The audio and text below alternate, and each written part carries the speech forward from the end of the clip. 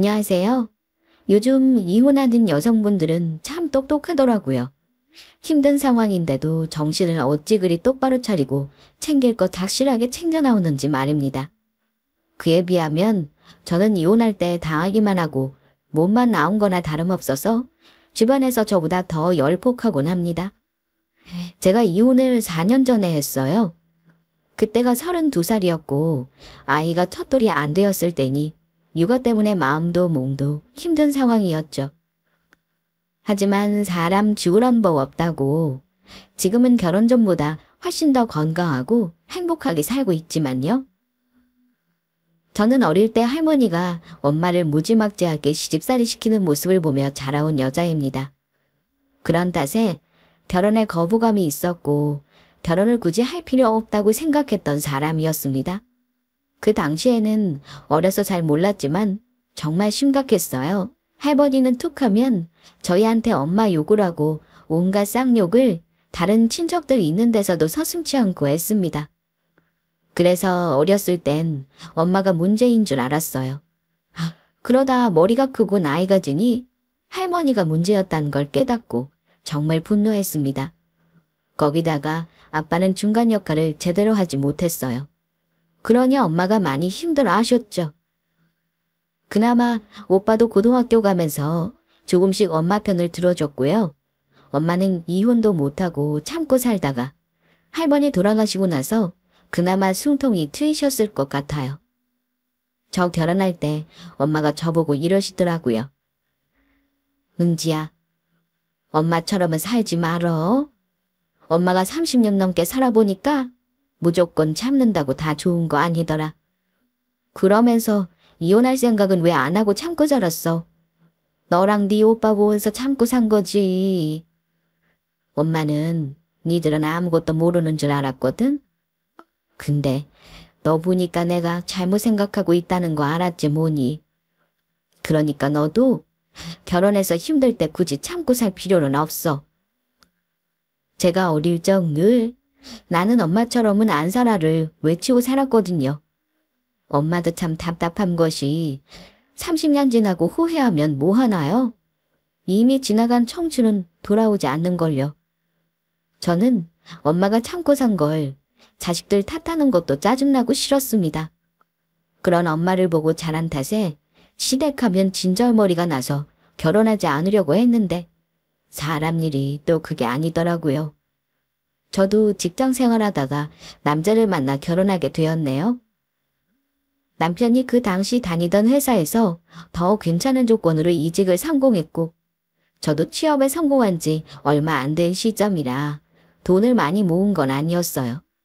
당시 양가 부모님 모두 결혼 비용을 전적으로 보태줄 수 없었기에 언제 결혼하듯 풍족하지 못할 것 같아 그냥 그때 결혼했어요. 시댁은 금전적인 여유가 없는 집이었고 저희 친정은 그래도 용인의 아파트 한 채와 시골집 그리고 노후가 보장된 상태였습니다. 그래도 제가 취업이 되면서 일이 잘 풀리니 남편과 둘도 없이 사이가 좋을 때이기도 해서 결혼을 했었네요. 그때 시댁에서 저희 신혼집을 얻어줄 만한 형편이 안 되었던지라 2년만 같이 살다가 분가를 하는 게 어떻겠냐 하더라고요. 처음에는 당연히 싫었죠. 그럼에도 시댁과 같이 산다고 결심했던 건 시댁이 현금 여유가 없어도 부동산은 갖고 있는 거 알고 있었기 때문입니다. 시어머니가 내놓은 집이 팔리면 저희를 우선적으로 분가시켜주겠다 약속하셨기에 그거 믿고 신혼을 시댁에서 시작했습니다. 그때 친정에서 걱정을 많이 하셨어요. 특히 저보다 2살 많은 친정오빠는 남편을 불러 앉혀놓고 신신당부까지 했습니다. 말부, 내가 혹시나 해서 신신당부하는데 내 동생 어릴 때부터 우리 엄마 시집살이 하는 거 보고 자라서 거기에 트라우마가 있어. 만약에 한 집에 시부모 모시고 살면서 내 동생 힘들게 하거나 눈물 흘리게 하면 내가 바로 데리고 나올 거니 그렇게 알아. 분명히 2년만 같이 살기로 한 거 약속 꼭 지키고. 네 형님 걱정 마세요. 꼭 2년만 돈 모아서 바로 분가할 겁니다. 손에 물 한 방울 안 묻히게 한다고는 못하겠지만 제가 최대한 마음고생 안 하게 잘 살필 거니 걱정 마세요. 오빠가 서슬퍼렇게 협박하다시피 남편에게 저 고생시키지 말라고 얘기하긴 했습니다. 남편은 그때 아주 자신만만하게 대답했고요.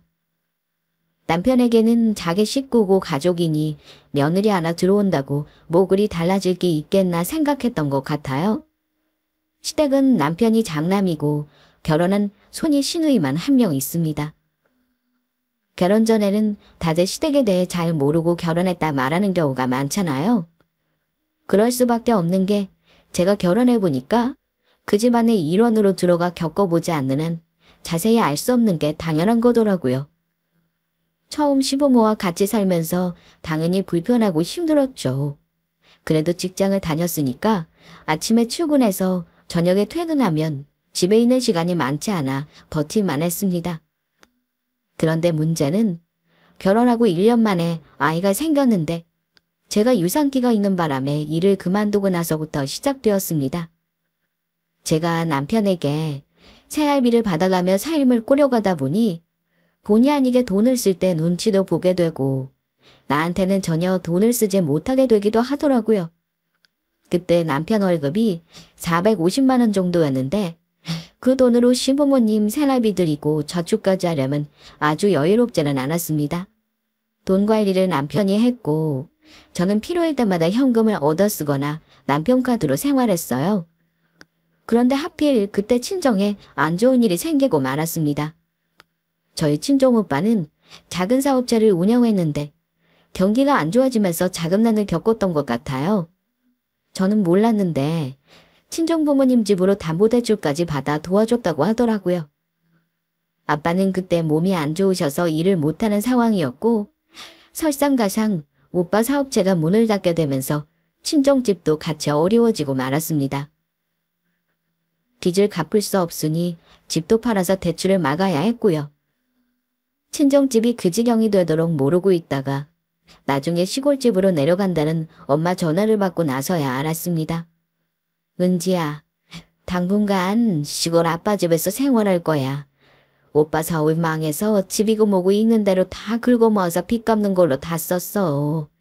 그래도 아직 정리가 안 됐는지 네 오빠는 몇 날 며칠 소식도 없지 뭐니. 엄마, 그런 일 있었으면 나한테도 의논했어야지.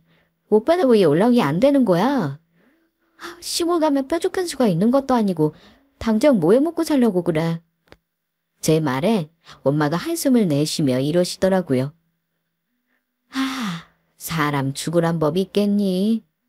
비상금은 조금 가지고 있으니까 너무 걱정하지 말렴. 엄마는 네 오빠가 걱정이야. 혼자 힘들게 동분서주하길래 잘 해결될 줄만 알았거든. 일이 이렇게 될 줄 누가 알았겠어. 엄마는 대체 오빠한테 얼마나 퍼준 거야. 엄마 아빠 먹고 살 돈은 남겨놨어야지. 아들이답시고 주위다 뒷고모으로 돈만 대주면 대체 남은 게 뭐야. 오빠 걱정은 마. 엄마랑 아빠도 걱정이지. 오빠는 알아서 잘 살 사람이니까. 우리 걱정은 말고. 너도 배불러 와서 힘든데 엄마가 이런 말이나 하고 미안하다. 일단 내가 급한 대로 300만 원 보낼 테니까 그걸로 필요한 거 있으면 사서 써. 그런 상황에서 임신한 딸 걱정하는 엄마가 안쓰럽기도 하고 답답하기도 하고 마음이 참 복잡해지더라고요. 엄마가 돈 아끼느라 밥도 부실하게 해먹을 것 같아 저는 따로 모아놨던 300만 원을 친정엄마에게 보내줬습니다.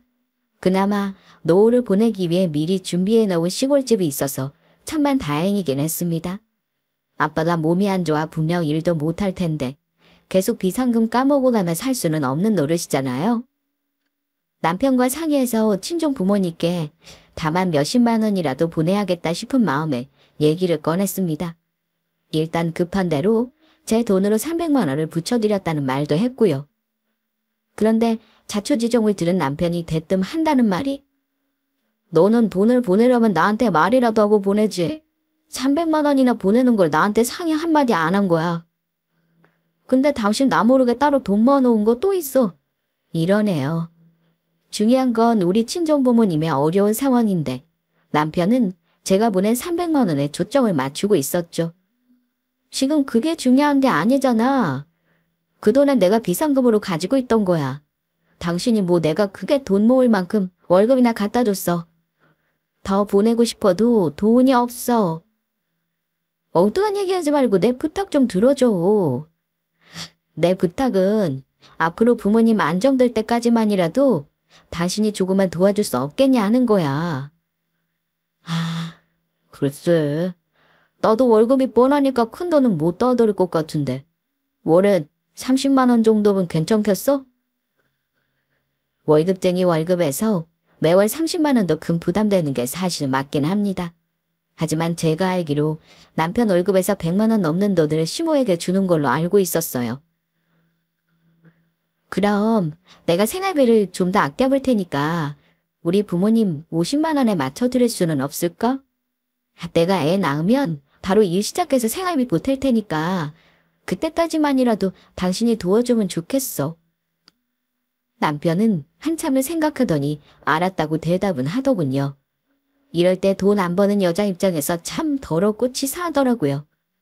우리 부모님은 제가 결혼할 때 제가 모아놓은 돈 쓰지 말고 분가할 때까지 저 돈 모으라면서 결혼 비용 다 부담해 주시고도 모자라 축의금 들어온 것도 거의 다 돌려주셨는데 남편은 그깟 50만 원 용돈 드리는 일이 한 번에 대답을 못할 일인가 싶어 서운하기도 했고요. 어쨌든 월 50만 원씩 남편이 도와주는 것도 고마운 일이긴 하니까요. 엄마에게 말했더니 제 예상대로 엄마는 굳고 사양하더라고요. 아휴, 니들이 무슨 돈이 있다고 그래. 아직 시댁에서 사는 것도 힘들 텐데 얼른 돈 모아서 나가 사는 거 본 다음에는 모를까. 지금은 내가 이 돈을 못 받겠다. 엄마, 이거 이서방이 주는 거야. 엄마가 안 받으면 어차피 내가 쓰는 돈이니까 걱정 말고 받아놔. 일단 당장은 필요하잖아. 나중에 내가 몸 풀고 일 시작하면 그때는 내 돈을 줄 수 있으니까 걱정 말고. 한사코 미안해서 못 받는다는 엄마였지만 상황이 그러니 어쩌겠어요. 결국 제가 하자는 대로 엄마는 사위가 매달 주는 용돈을 받기로 하셨고 두 분 앞으로 나오는 기초연금 그리고 오빠가 가끔 붙여주는 돈으로 생활을 꾸려나가기로 했습니다. 그런데 제가 미리 남편에게 기뜸을 못한 게 있었어요. 친정에 생활비 주는 걸 시부모에게는 비밀로 해달라는 걸 미리 말하지 못했던 겁니다. 친정이 용돈 주는 게 나중에 저한테 어떤 일로 돌아올지 그때는 짐작도 못했으니까요. 시부모님과 같이 살다 보면서 안 건데 제 남편은 참 효자라서 이 말 저 말 자기 부모님과 많은 얘기를 합니다. 그런데 식사 중에 저희 친정이 어려워졌다는 말을 남편이 먼저 꺼냈고 시부모님도 많이 놀라시더라고요. 세상에, 그럼 부모님 생활은 어떻게 하신다니? 그 시골에 무슨 연고라도 있는 거야? 네, 큰집이 같은 동네에서 과수원이랑 축사를 하시거든요. 거기서 소일거리 하신다고 하네요. 시어머니가 걱정하시는 것 같아 제가 대답을 했는데 옆에서 갑자기 남편이 이러는 겁니다. 내가 이번 달부터 달에 50만 원씩 용돈 지원해드리기로 했어요. 아무래도 두 분이서 생활하시려면 돈이 모자라실 것 같아서요.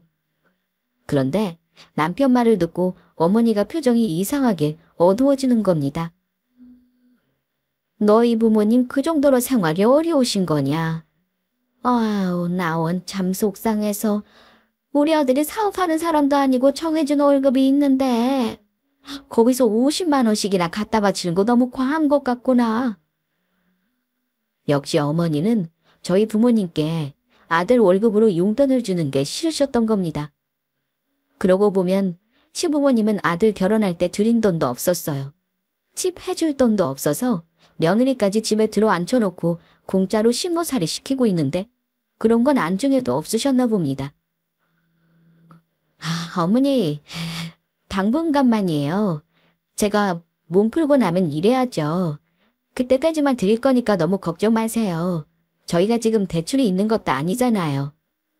예. 너는 뭐 애 낳고 키우는 건 생각도 안 하고 나가서 일할 생각부터 하니. 그럼 애는 뭐 공짜로 커? 아유, 너도 몰라도 너무 모른다. 아니, 네 오빠는 대체 뭐하는 사람이 일래 사업을 말아먹고 너한테까지 이렇게 피해를 주는 거냐. 말이 쉽지. 월 50만 원 꼬박꼬박 너희 집으로 들어가는 게 보통 일인 줄 알아. 그것도 사위가 처갓집에 그런다는 게 말이 된다고 생각하니.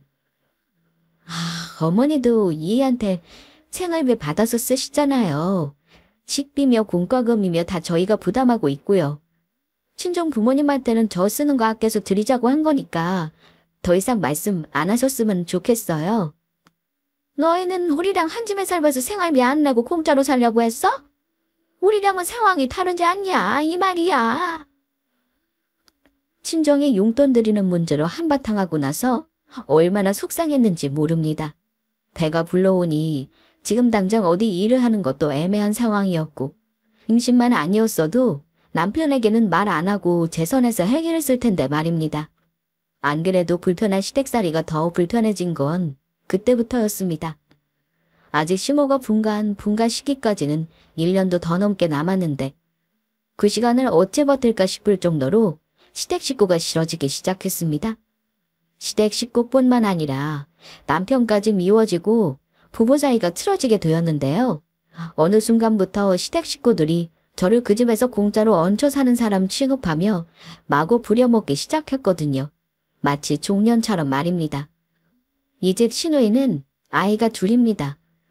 큰아이는 유치원 다니고 둘째는 아직 15개월이라 손이 많이 가요. 시누이도 맞벌이를 하는데 문제는 아이를 시어머니가 봐주십니다. 처음에는 어머니가 시누이 출근 시간 맞춰 시누집으로 가서 애들을 챙겨줬어요. 그런데 한 번은 시누이가 이러더라고요. 엄마, 우리 집 오지 말고 그냥 애들을 내가 출근하면서 맡기는 게 낫겠어. 여기 올 게도 있는데 엄마 혼자 힘들 필요 뭐 있어? 그 생각을 못했네. 그래, 내일부터는 애들 여기다가 데려다 놔. 큰애도 거는 며느리가 시키면 되겠구나. 시누이와 시어머니 대화하는 거 들으면서 어째 느낌이 싸하더라고요. 왠지 전부 제 몫의 일이 될 것 같다는 느낌이 들었거든요. 어쩌면 불안한 예감은 틀리지도 않은지. 그 다음날부터 시누이는 자기 애들을 득달같이 시모집으로 데려다 놨습니다.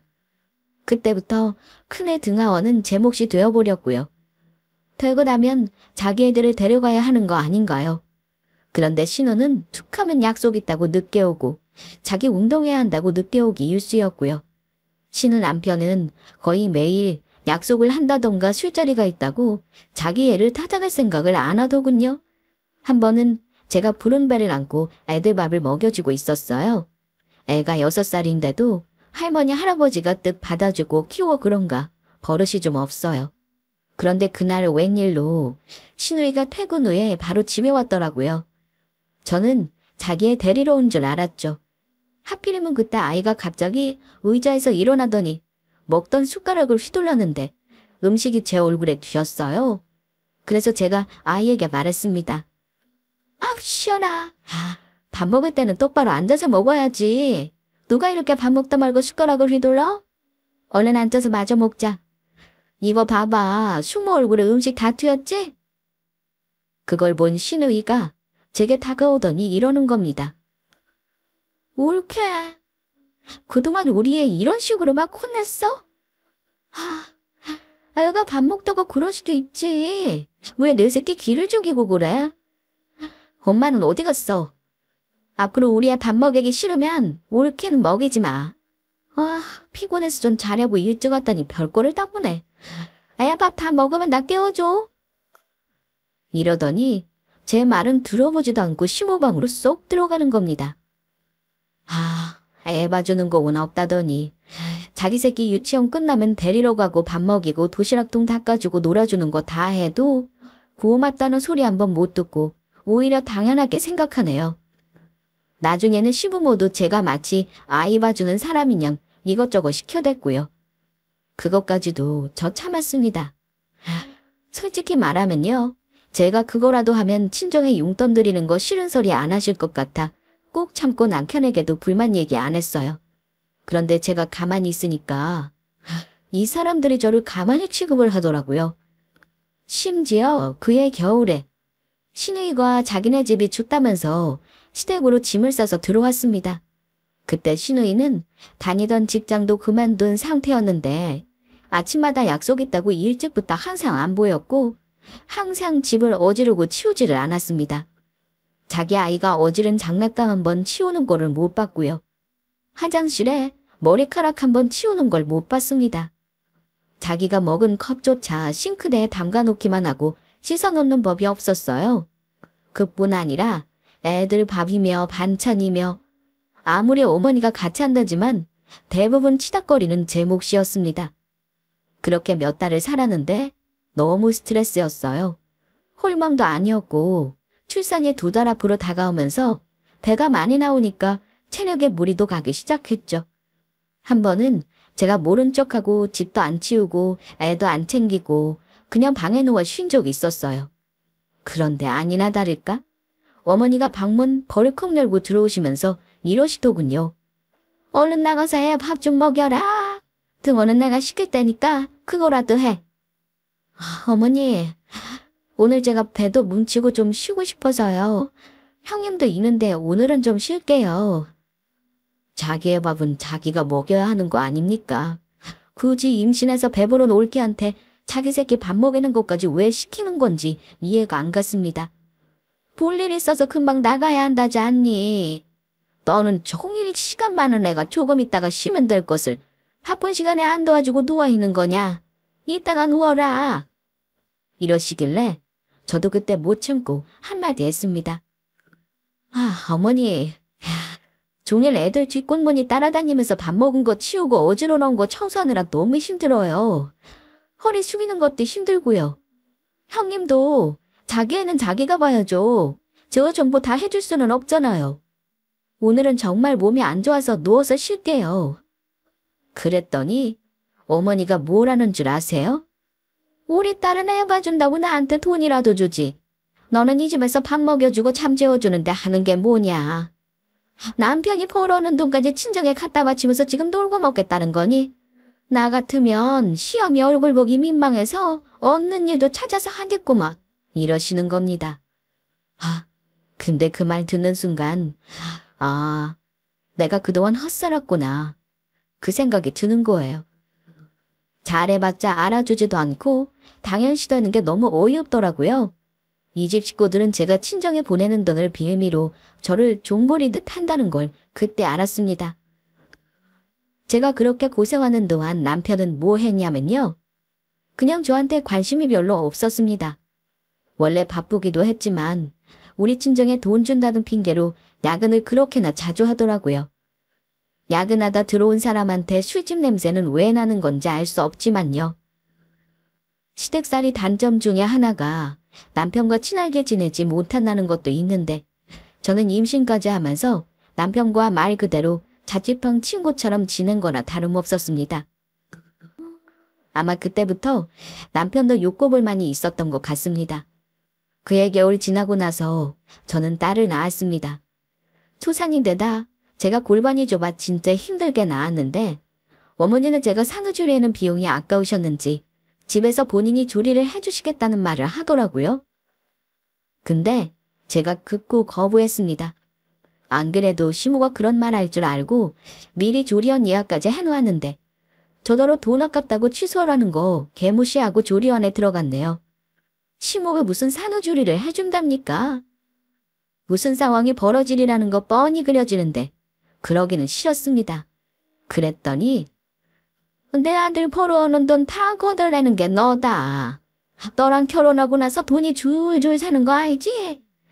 옛날에는 애 낳고 3-7일 지나면 빨래하고 집안일 다 하고 살았는데 애 낳은 게 뭐가 그리 큰 벼슬이라고 그 비싼 조리원에 돈을 갖다 바치니? 이렇게 속없는 말을 하시길래 저도 하고 싶은 말 했습니다. 그 돈 남편 돈 아니고요. 제가 모아놓은 돈으로 하는 거예요. 친정엄마가 저 조리원 들어가라고 보태주신 것도 있고요. 제 비상금으로 미리 예약해놨어요. 제 몸이 안 아픈데 우선 아닌가요? 그래서 그런 말씀하시면 저 정말 서운해요. 끝까지 돈돈거리시는 것 지긋지긋했습니다. 남편이 그나마 시어머니 말리면서 조리원 들어가라고 교통정리해준 덕에 산후조리원에서 몸을 추스리긴 했습니다. 그리고 아이 데리고 집에 와서 산 거 얘기하자면 정말 밤을 새도 모자랄 지경입니다. 아무튼 그 집에서 저는 제 아이를 보는 것도 힘들었는데 시누이 애까지 챙겨가며 매일이 힘들었습니다. 남편은 육아는커녕 집안일이라고는 아예 손 하나 까딱도 안 했던 사람이니 말아 뭐 하겠나요? 심지어 아이랑 잠을 수면 못한다고 따로 자던 사람입니다. 저와 남편 사이는 멀어지다 못해 그냥 평행선을 긋고 있는 상황이었죠.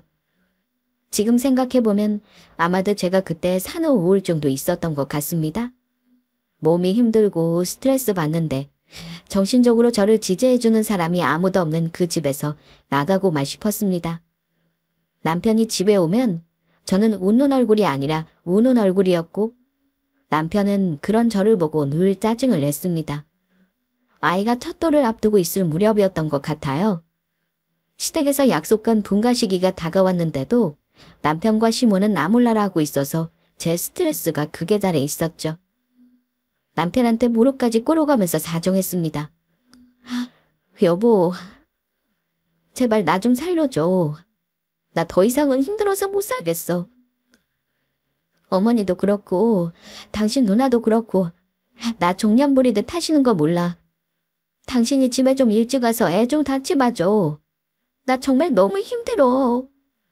하며 울며 부탁했지만 돌아오는 말은 모진 말뿐이었습니다. 네가 왜 우울주의냐? 편하게 살면서 개소리하지 마. 너보다 내가 하는 일이 더 힘들어. 뼈 빠지게 돈 벌어서 나는 니네 집이랑 우리 집 다 갖다 바치는 거 모르냐? 이러면서 무시하더라고요. 너무 힘들어서 이렇게 살 거면 이혼하자는 말도 많이 했어요. 남편은 이혼하자고 하면 마음대로 하라면서 오히려 큰 소리를 쳤고요. 그런데 말이 씨가 된다더니 정말 이혼할 일이 정말 생기더군요. 그 와중에 남편이 태페업소에 드나들면서 외도를 한 사실을 우연히 알게 되었습니다. 그동안 외박하거나 새벽에 들어오는 날은 여지없이 그런 업소에 드나들었기 때문이라는 걸 안 순간 모든 걸 놓아야겠다는 생각이 들었습니다.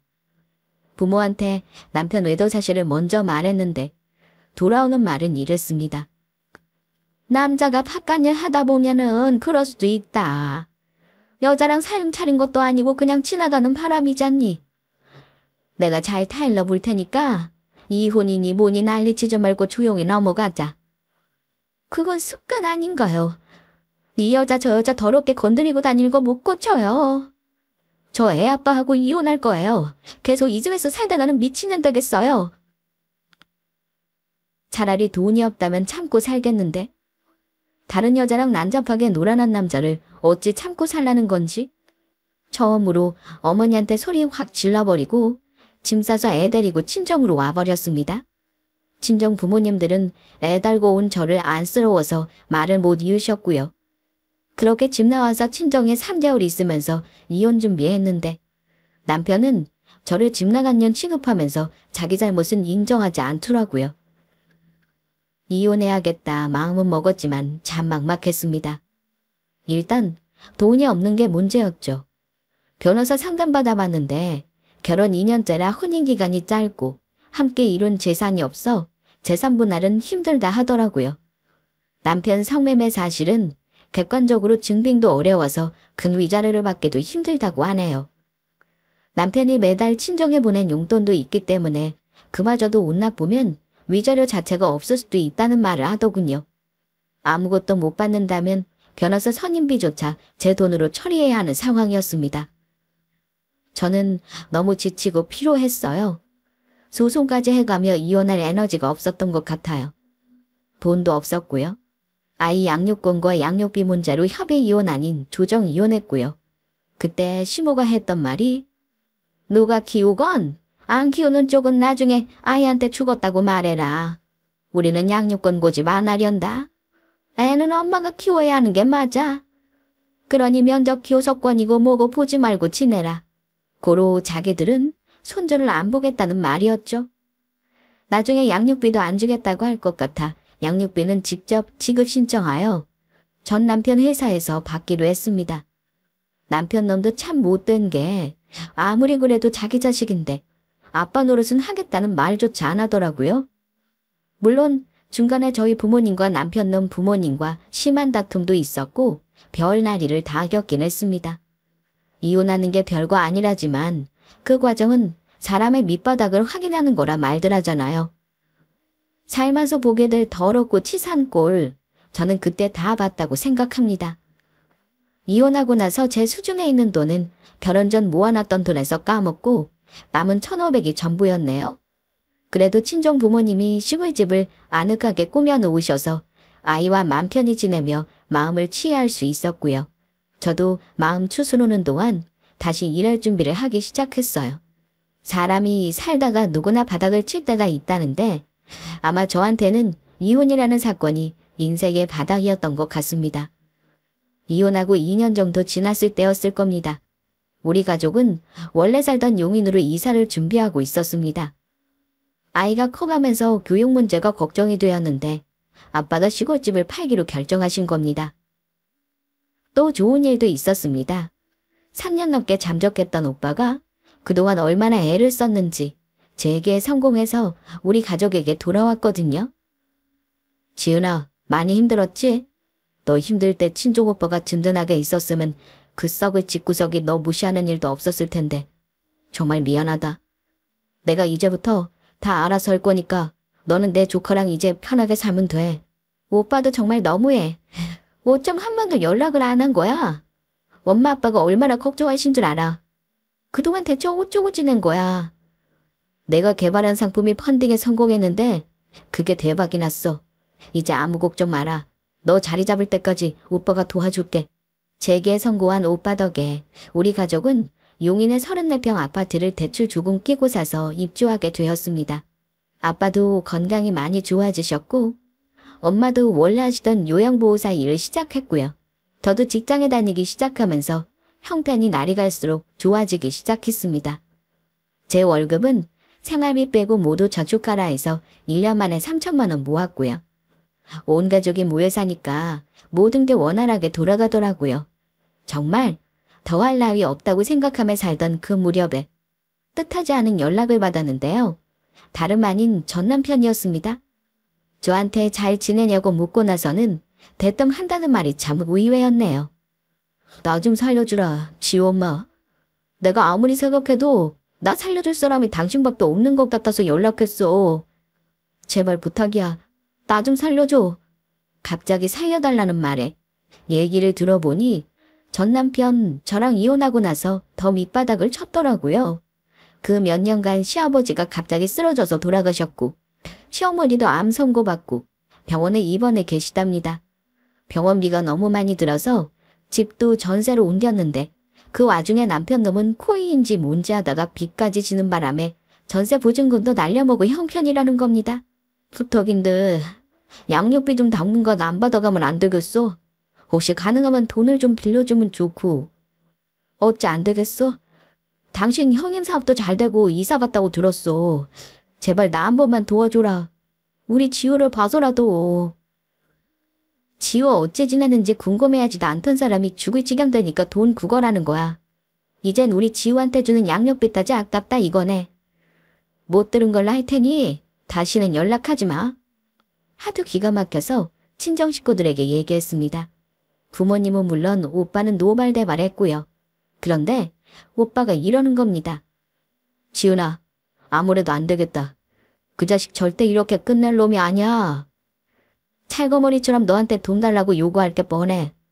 내가 아무래도 확실하게 단속을 해야 할 것 같아. 혹시 너 내일 시간 좀 되냐? 그 새끼 회사 어딘 줄 알지? 오빠는 전 남편놈 회사를 묻더니 저에게 같이 가자고 하더군요.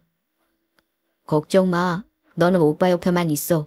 네 손에는 절대 똥 안 묻게 해줄 테니까.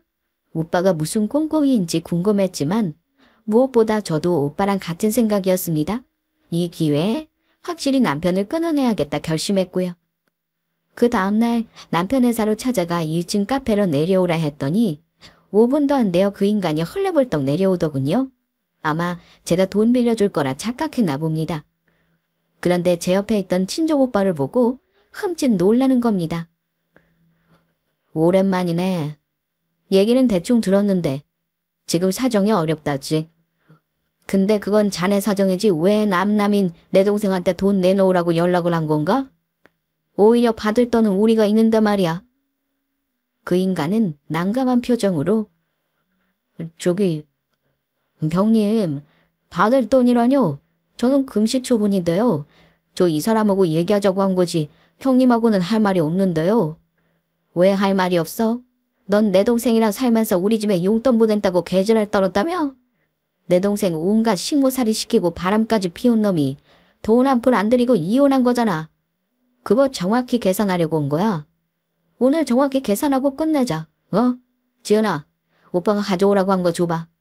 오빠는 그 자리에서 제가 건넨 노트를 펼쳤습니다. 거기에는 제가 결혼할 때 썼던 비용이 적혀 있었습니다. 식장 비용이며 예단, 시댁 가전 바꿔준 거, 신혼여행비 등등. 증빙자료와 함께 적혀 있었고요. 제가 결혼 생활하면서 제 돈으로 썼던 생활비도 적혀 있었습니다. 전부 계산해보니 3,300만 원이더군요. 야, 너 우리 부모님한테 용돈 주고 정확하게 50만 원씩 22개월 줬더라? 그럼 딱 1,100만 원이네. 계산은 정확하게 해야지. 근데 너는 결혼비용 쓴 게 없는 거 알지? 축의금도 너네 엄마가 꿀꺽했다며. 자, 그럼 3,300에서 1,100만 원 빼니까 2,200이네. 2,200 내놔. 지금 계좌이체 해. 그리고 여기서 딱 끝내자. 그 인간은 자기 회사라 큰 소리도 못 내고 어쩔 줄 모르더군요. 형님, 제 사정 들으셨다면서요. 제가 그런 큰돈이 어딨어요. 이미 이 사람하고 이혼한 마당에 무슨 계산을 정확히 하겠다고 이러십니까? 제가 그 돈을 왜 줘야 하는 건데요? 자네 말 한 번 잘했네. 내가 하고 싶은 말이 그거야. 이미 이혼한 마당에 무슨 염치로 내 동생한테 돈을 달라고 연락을 하냐 이 말이야. 자네가 결정해. 그 돈 내놓던가 오늘 이후로 다시는 내 동생한테 연락하지 말던가. 둘 중에 하나를 결정하라고. 답은 이미 정해져 있었죠? 다시는 지호 엄마한테 연락 안 하겠습니다. 형님도 이런 이상한 요구 하지 말아주세요. 그 인간이 기어들어가는 소리로 대답하더군요. 한 번만 더 살려달라느니 돈 빌려달라느니 엉뚱한 말하면 그때는 이렇게 안 끝내. 자네 사회생활 못하게 만들어주는 거 10원쪽 먹기니까 정신 똑바로 차리고 서라. 무슨 말인지 알겠어? 오빠는 그 인간 코끝까지 삿대질을 하며 소리쳤습니다. 카페 안의 회사 사람들은 우리 테이블을 힐끗거리며 궁금해하더군요. 아마 모르긴 몰라도 사람들 입을 통해 회사의 소문이 쫙 퍼지겠죠. 오빠가 굳이 전 남편 회사에서 보자고 한 이유는 그걸 노린 거였고요. 핑계로 고를 생각도 아예 하지 말라고 엄포를 놓고 저는 오빠와 함께 그 인간에게 철저하게 복수하고 돌아왔습니다. 이혼할 때 불쌍한 쪽은 저였는데 이혼 후 최종 승리자는 저네요. 잘 사는 게 복수란 마음 먹으며 가끔 울분이 올라와도 참고 자랐지만 오빠 덕에 10년 묵은 채증이 다 가라앉은 것처럼 속이 시원했습니다. 그렇게 돌아왔는데 그 인간한테 문자가 와 있더라고요. 글쎄 저더러 피도 눈물도 없는 나쁜 년이라네요. 오빠랑 그 문자 보고 한참 웃었습니다. 글쎄요. 제가 정말 나쁜 년인가요? 물가에 서 있으면 원수의 시체가 떠내려온다더니 인과응보가 이런 건가 싶기만 했습니다. 오빠 정말 고마워. 나 이제 밤에 잠 안 깨고 잘 수 있을 것 같아. 그래 지훈아. 오빠도 산전수전 다 겪어봤잖아. 인생이라는 게 돌고 도는 거더라. 내 뒤통수 치고 갔던 돌이 언젠가는 돌아서 누군가의 머리를 치는 날도 오고 누군가의 명치를 쳐서 죽이는 날도 오고 그러는 게 인생이더라고. 그러니까 너도 이제 누굴 너무 미워하거나 원망하는 마음으로 살지 말고 우리 지우랑 행복하게 사는 걸로 복수하자. 오빠 말대로 저는 누군가를 미워하는 마음 내려놓고 깨끗하게 잊어주는 걸로 복수하기로 했습니다. 며느리 하녀 대접하면 아들은 왕 대접받을 거라 착각하시는 시부모님들 계신다면 꼭 한마디 하고 싶어요. 며느리를 귀하게 대해야 내 아들도 귀한 대접받고 귀한 사람 되는 거라고요. 며느리가 종이면 아들은 돌쇠 아닌가요? 며느리가 시부모 존경하는 마음은 아들 사랑하는 마음에 우러나야 가능한 것이지 당연한 거 아닙니다. 한순간에 생겨나는 것도 아니고요. 원하시고 받고자 한다면 먼저 품고 베풀어 주세요. 이건 꼭 시부모님에게만 드리는 말씀은 아닙니다. 저는 오빠 덕에 마음속에 있던 응어리도 해소되었고요. 앞으로는 무조건 아이 잘 키우는 거 집중하고 내 부모님 효도하고 살려고 합니다. 앞으로 갈 길이 먼지라 다른 누군가를 만나는 건 인생 저편으로 미뤄뒀네요. 제 사연 재미나게 들으셨다면 응원의 말씀 한마디씩 남겨주시기 바랍니다. 감사합니다.